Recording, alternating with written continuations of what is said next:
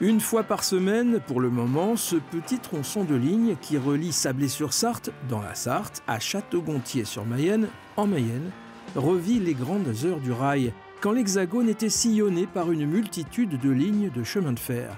Ici, il n'y a plus de passagers depuis 1969, mais seulement du fret, de la marchandise, et en France, il y aurait de belles perspectives.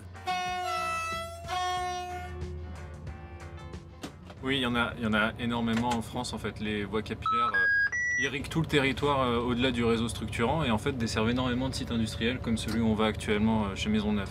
Alors il y a aussi d'autres clients de fret SNCF comme l'armée de terre pour transporter des véhicules ou du personnel. Durant près d'un an, les ouvriers de 6 entreprises locales ou régionales se sont donc affairés sur ce tracé, interrompant le trafic, mais pour redonner une seconde vie à ce réseau. La ligne a été fermée de septembre 2023 à juin 2024 pour remplacer 30 km de rail.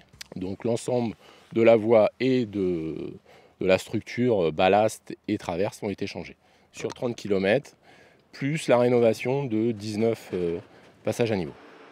Et le principal bénéficiaire et client, c'est donc ce groupe Maisonneuve, un des plus importants négociants de produits métallurgiques du pays.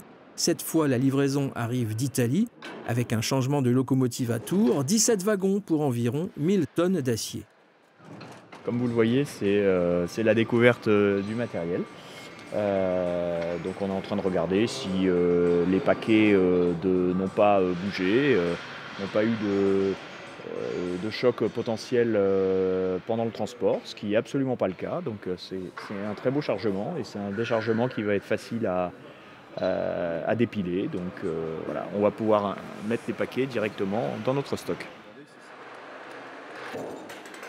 Et puis du côté des chiffres, cette rénovation de ligne a coûté moins cher que prévu, 26 millions d'euros contre une estimation de 35 millions, assez rare pour être souligné, en partie grâce au maire de la ville qui a voulu une fermeture totale de la ligne pendant les travaux et le réemploi de matériaux réformés.